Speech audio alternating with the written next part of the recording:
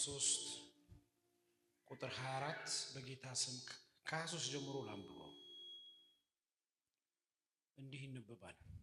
በዚያ ዘመን እኔ ወደ እግዚአብሔር እንዲህ ብዬ ለመንሁ። በዚያ ዘመን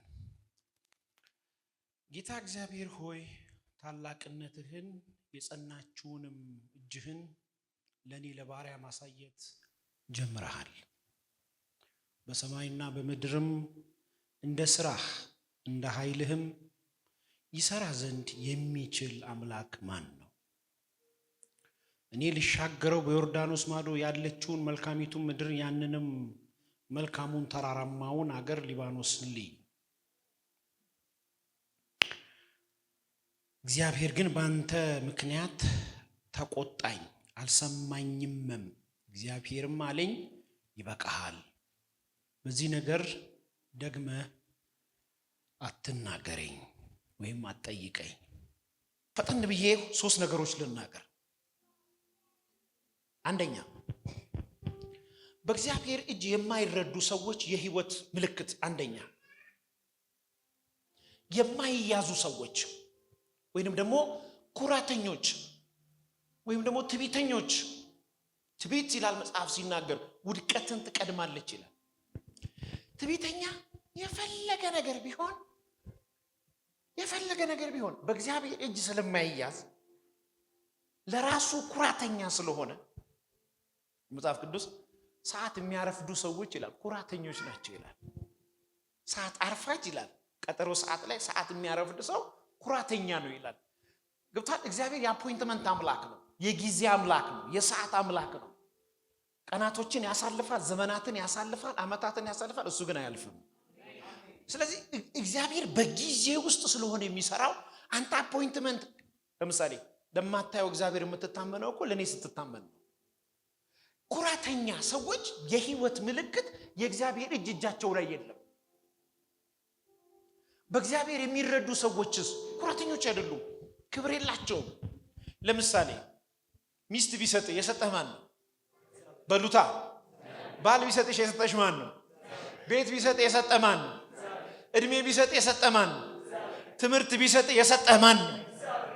አሁን ብዙ ሰው ኩራተኛ ለመሆኑ ምልክትና በእግዚአብሔር እንዳልተያዘ ምልክት ካሁን ሲያሸበሽብ አያሸበሽብ። ይህን የሚያክል እኔ ሰውዬ እንዴት አሸበሽባለሁ ይላል። አሁን ዶክተሮች ካያ በዶክተር አያምርም ይላል። ግን ዶክተር የሆነ የሰጠህ ማን ነው? እኔን የመሰለ ሴት እንዴት አሸበሽባለሁ ምናምን። ምላችሁ ፈልጌ ነው። ዳዊትም በአምላኩ ፊት ለፊት በሰውን ፊት ለፊት ክብሩን ጥሎ ነው ያመለከው። የመጀመሪያ የእግዚአብሔር ልጅ ቤታቸው ላይ ያለ ሰዎች፣ ህይወታቸው ላይ ያለ ሰዎች ክብር የላቸው። ስለ ክብር የሚባል ህይወት የላቸውም። ይዝረከረካሉ አምላካቸው ፊት። ጓዳቸው ላይ በአምላካቸው ፊት ለፊት ይንደባለላሉ። የሚደብቁት ነገር የላቸው። የእግዚአብሔር ቤተሰቦች በእግዚአብሔር የማይረዱ ሰዎች ኩራተኞች ናቸው። በዚህ ምድር ላይ ምንም ብታገኙ አይመጥናችሁም። ኩራታችሁ ኢየሱስ ነው። ኧረ በደንብ አሜን። አንዳንድ ጊዜ ሰይጣን አንዳንድ ጊዜ የክርስቲያኖችን ላይፍ አታክ የሚያደርግበት መንገድ ኩራት አይመስልማ? እኛ ኪስ ውስጥ ያለ አይመስልም አይደለም? ግን በአንድም በሌላም አለ። ህዝቤ በእኔ ላይ ይኮራል አለ። በእግዚአብሔር ላይ ኮርቶ አይደለም፣ በወንድሙ ላይ ኮርቶ፣ በታላቅ እህቱ ላይ ኮርቶ ነው። እግዚአብሔር አየን በእኔ ላይ ነው የኮራው አለ። በእህቱ ላይ ስለኮራ አዎ፣ በእግዚአብሔር ላይ የኮሩ ሰዎች እግዚአብሔር ላይ ኮርቶ አይደለም፣ ወንድማቸው ላይ ኮርቶ ነው። ለምን እንደው ታውቃለህ? የእግዚአብሔር እጅ ከቤትህና ከህይወትህ ላይ ያልተረዳህበት በእግዚአብሔር እጅ ጣልቀል ኩራት። ለምሳሌ ከኩራት መካከል አንዱ አለመጸለይ። እችላለሁ ባይነት እኮ እችላለሁ፣ እኔ በራሴ አደርጋለሁ። እግዚአብሔር ቤተሰቦች ኩራተኛ ሰዎች የመለኮት ዓለም እርዳታ የላቸውም። በተለይ የኛ ኢትዮጵያን አስተዳደጎቻችን ከኩራት ጋር ይገናኛል። የማን ዘር ነው እንኳን አታውቅም ይላል። ዘር ሁሉ በክርስቶስ ምን ዋጋ አለው? ሴት የለም እንዴ? አደረ የለ ምንም የለም እኮ ሁሉ በክርስቶስ። ክብር ለጌታ ይሁን። የሚመካ ቢኖር በማን ይመካል? በእግዚአብሔር እጅ እንድትረዱ ይህን ሰበር ዜና ነግራቸዋለሁ። ኩራታችሁ እንደ ልብስ ከእናንተ ላይ ይወልቃል። አሜን። ይወልቃል። መጀመሪያ ሁለተኛ ፈጠን ብዬ ልንገራችሁና ወደ መልእክቴ ይገባል። ሁለተኛ በእግዚአብሔር እጅ የማይረዱ ሰዎች ለራሳቸው የሚያውቁ ለቤታቸው የሚያውቁ ለባላቸው የሚያውቁ ካፋቸው ቃል ከወጣ መሬት ጠብ እንዳይል የማይፈልጉ እኔ ያልኩት ከሚያልፍ የፈለገ ነገር ቤቱ ይናጋ የሚሉ ሰዎች በእግዚአብሔር እጅ እንዳይረዱ እንቅፋት የሚሆኑ ሰዎች ምልክት ነው። ይሄ ያስተዳደግ ከባድ ችግር ነው። ለመንፈስ ቅዱስም ያስቸግራል። የኔ ልጅ እኮ እንዴት አይነት መሰለች ስታድግ በጣም ምርጥ አስተዋይ ጥበብ ተብላ ያደገች ልጅ አዋቂ ናት ተብላ ያደገች ልጅ ጥሩ ናት ተብላ ያደገች ልጅ ባደገች ጊዜ ምክር ሲነገራት አትሰማም። ለምን? የመጣችበት ሁሉ ምንድነው? ትክክል የኔ ጎረምሳ እሱማ እንዴት የልጅ አስተዋይ እኮ ነው ተብሎ ያደገ ልጅ እንደምንም አንድ ዲግሪ ጣል ካደረገበት ምክር አይሰማም። እግዚአብሔርን ቢመክሩ አይሰማም።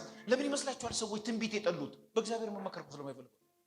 የነቢያት ጠላት አየሩ ላይ ለምን የበዛ ይመስላል? አውቀው እኮ ነው ለራሳቸው። እኔ ብዙ ሰዎች ነቢያትን የሚቃወሙ ሰዎች አውቃለሁ፣ ትልልቅ አገልጋዮች። እኔን ግን ጠርተውኝ ጸልይልኝ ይሉኛል። ወደዚህ ነግራችሁ ትልልቅ ሜጋ 5000 ምናምን ቸርች ይመሩ ጓደኞቼ ናቸው። ጠርተውኝ እስቲ ፕሮፌት የሆነ ነገር ባል እስቲ ነብይ ቃል ከነብይ ቃል እኮ አይጠፋም ተብሏል። ቢሞት እኮ መድረኩ ላይ ነብይ አይጋብዝም። አየ በጓዳ ይፈልጉታል። ጥሩ ነው እሱም ቢሆን ግን ለራሳችሁ እንዳታጡ እግዚአብሔር ይወቅላችሁ። አሜን ነው። እስቲ እኔ ለራሴ አላቅም በሉ። የተፈቀደላችሁ በእግዚአብሔር ቤት እንድታድጉ እንጂ በእግዚአብሔር ቃል ላይ እንድታድጉ አይደለም። በእግዚአብሔር ቤት ማደግ ይቻላል። በእግዚአብሔር ላይ ማደግ ግን ወንጀል ነው። በእግዚአብሔር ፍቃድ ላይ አይታደግም። በእግዚአብሔር ቃል ላይ ትልቅ ሰው መሆን አይቻልም። ለራስ ማወቅ አንችልም፣ አትችልም። ነገ ምን እንደሚሆን ታውቃለህ ይላል መጽሐፍ። አታውቅም። ነገ ምን እንደሚሆን ስለማታውቅ ለራስ አትወቅ። የጠቢባን መንገዱ እግዚአብሔር ያወቀለት። ለዚህ ነው ወደዛ ከተማ እንሄዳለን፣ ነግዳለን፣ እናተርፋለን፣ እንዲናረጋለን ትላላችሁ። አንተ ሰነፍ። እግዚአብሔር ቢፈቅድ ክብር ለጌታ ይሁን። ሶስተኛ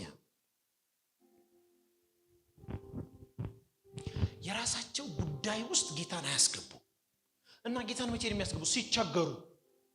ትልልቅ ነገር ውስጥ አያስገቡትም። በጣም ኢምንት የሆነ የተቸገሩበት ጉዳይ ሲኖር ያስገቡታል።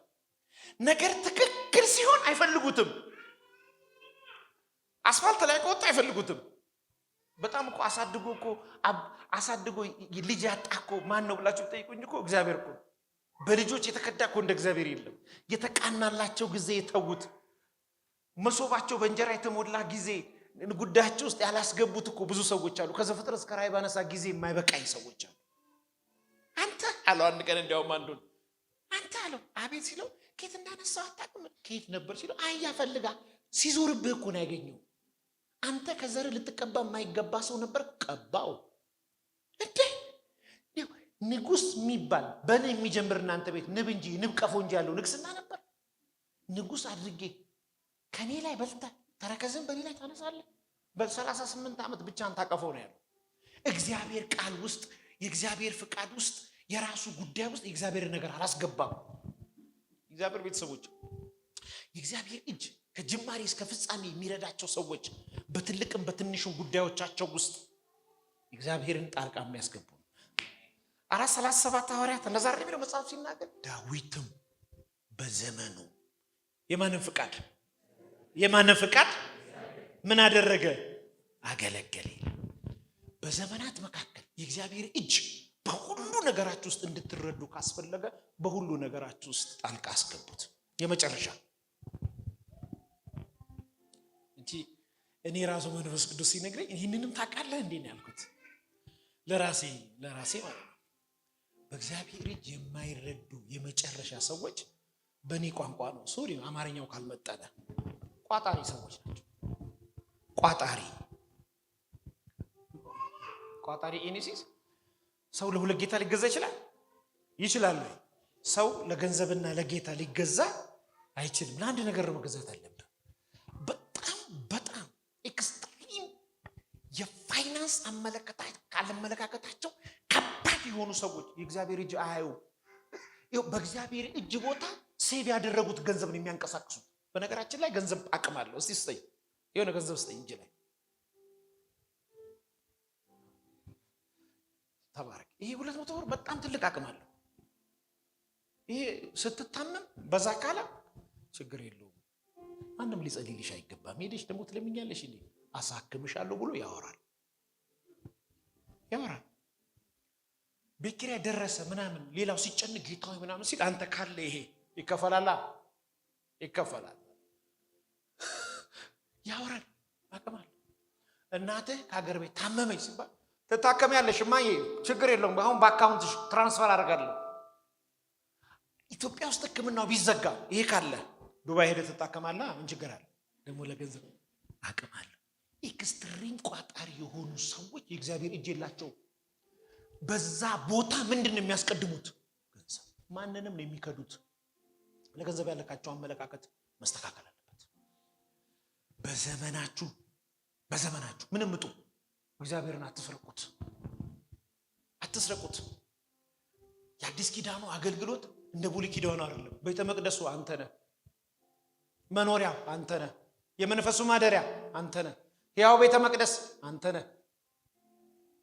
እግዚአብሔር የሚመለከው ሩቅ አይደለም፣ ውስጥህ ነው። እግዚአብሔር የሆነ በተቀደሰ ቤተ መቅደስ ውስጥ በሚያምር ውስጥ የለም፣ አንተ ውስጥ ነው። ሩቅ ቦታ የለም፣ እኔ ውስጥ ነው ያለው። አብ ወልድ መንፈስ ቅዱስ መኖሪያ አድርገውናል። እና ከሰማችኋቸው እንደዚህ ይሉናል፣ አትረብሹን ይላል። ክብር ለስሙ ይሁን። ቋጣሪ እኛ የምንይዘው ለጌታ ሐሳብ ብቻ ነው። ብዙ ጊዜ ነግራቸዋለሁ። ልጄ ስትታመም ብለሽ ያጠራቀምሽው ገንዘብ ካለ ያው እግዚአብሔር የማገለግለው ምስክሬ ያ ገንዘብ የሚወጣው ልጄ ስትታመም ነው። እንደ እምነትሽ ይሁንልሽ የሚልሽ ጌታ። ምክንያቱም ገንዘቡን ያጠራቀምከው ለማን ነው? እናቴ ስትታመም ብለህ ያጠራቀምከው ካለ ካፍ ቃል ወጥቷል። አንተ ማጠራቀም ያለብህ ቤት ለመግዛት፣ መኪና ለመግዛት፣ ቢዝነስ ለመክፈት፣ ጌታን ለማገልገል። አሜን አይባልም ወይ? መልካም ነገር ነው ማሰብ ያለብህ። ለክፉ ጊዜ ብለሽ ያጠራቀምከው ካለ ማገለግለው ጊዜ በአንቺ ብቻ እኛ ከተማ አይመጣም። ባድራሻሽ ራስሽን ችሎ ክፉ ነገር ይመጣል። እምነትሽ ነው።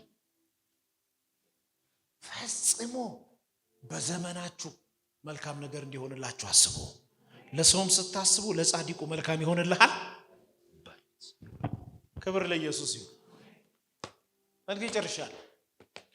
እንደዚህ አይነት ነገር በእናንተ ላይ እንደማይሰራ ታራግፉታላችሁ ዛሬ። እግዚአብሔር ግን እንደዚህ ብሎኛል። የእግዚአብሔር እጅ 4 ነገር ታደርጋለች። አንደኛ ምጽፉ ሰዎች የእናንተን እጅ ይይዛል። መንገድ ላይ አሜናት ብሎ ወደ ምስቡ። አንደኛ የእናንተን እጅ ይይዛል። ሁለተኛ ከናንተ ያመለጠ በረከታችሁን ዛሬ ይዘዋል፣ ወደ ኋላም ወደፊትም። ሶስተኛ እየበጠበጣችሁ ያለ እባብ ዛሬ ይያዛል። አራተኛ ያመለጠ ጤንነት በኢየሱስም ይያዛል። ሲማን ነው በደንብ ጮሆ አሜን የሚለኝ? ሲጮሁና የእግዚአብሔር እጅ በሉ። ድገሙስ፣ የእግዚአብሔር እጅ በሉ። ለመጨረሻ የእግዚአብሔር እጅ በሉ። በእኔ ዘመን ላይ በሉ፣ እኔ ላይ በሉ ይሰራል። እውቅና ሰጣለሁ። የእግዚአብሔር እጅ በቤታችሁ ይሰራል። የእግዚአብሔር እጅ በእድሜያችሁ ይሰራል። የእግዚአብሔር እጅ በቤታችሁ ይሰራል። የእግዚአብሔር እጅ በምድራችሁ ላይ ይሰራል። ከእግዚአብሔር እጅ ውጪ ያለ የትኛውም እጅ የተመታ ይሆን። አሜን ነው። ሲጩና ደግሞ የእግዚአብሔር እጅ በሉ። ድገሙና የእግዚአብሔር እጅ በሉ። ይህን አገልግሎት ለመደገፍ ከስር ባስቀምጥ ነው የባንክ አካውንት እንድትጠቀሙና የወንጌልን ስራ አብራችሁን እንድትሰሩ እያልን ዩቲዩብ ቻናላችንን ሰብስክራይብ በማድረግ ፌስቡክ፣ ኢንስታግራም እና ቲክቶክ አካውንታችንን ፎሎ በማድረግ የጌታን ስራ እንድትደግፉ ጥሪ እናቀርብላችኋለን። ለበለጠ መረጃ በእነዚህ ስልኮች ተጠቅመው ይደውሉ። ተባረኩ።